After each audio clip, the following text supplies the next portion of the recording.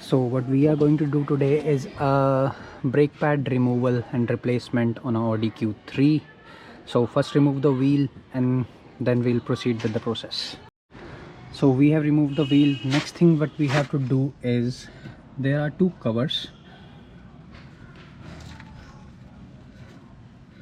which are covering the bolts of the caliper.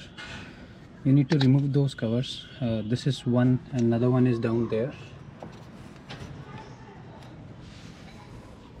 This one, you need to remove these covers, and behind these covers you will find two bolts which are T45 which you need to open. So let me open these things and get back to you. And one thing more, you have to release this anti-rattle spring by pulling it with the help of a screwdriver from here, and it will get released.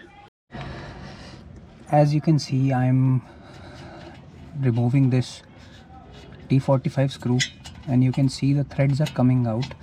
You don't need to remove the screw completely. You just have to retract it till this far so that it can clear out its way.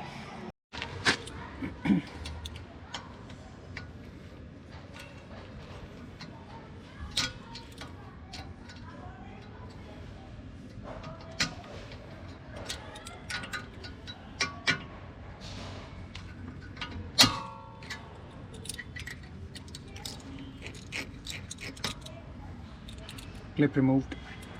Next thing you need to do is remove a coupler. This one, it is a brake pad wear indicator which functions in a way that if your brake pad wear downs to a certain level, then it will trigger a light on your dashboard telling you that brake pads are worn enough to change.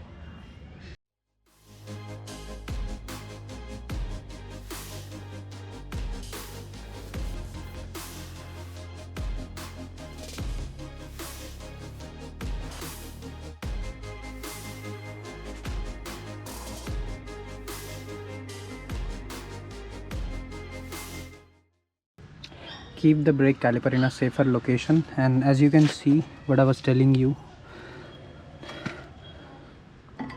this brake pad has a wiring connection which tells the car that the brake pads has worn down. So we need to remove this coupler as well. So these are the brake pads,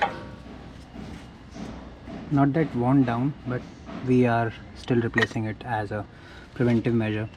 So the very first thing is clean the surroundings well, and then before installing the new brake pads, you have to retract this piston inside a little bit so that it can make room for the new much thicker brake pads.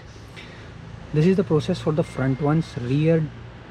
Process for the rear brake pads is a little different. You have to retract them via VCDS or OBD11. If you try to push the rear brake caliper inside, piston caliper inside, you'll mess up the caliper. So keep that in mind. You just have to press it. It'll not be that easy to press, but a little leverage will help. So we have compressed the piston as far as we can. Now the next thing is to compare the new and old brake pad. You can see how much of material is left on the old one and how much there is on the new one.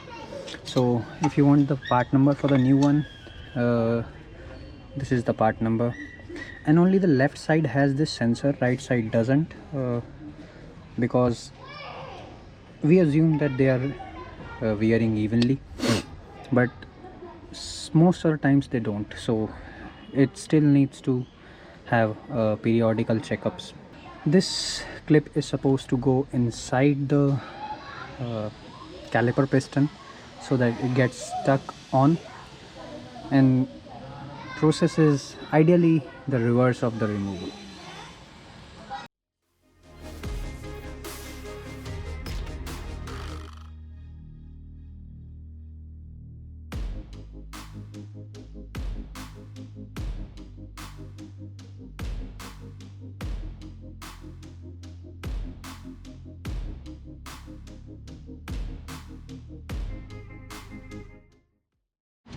Now the most difficult part of the job, to place this clip back on.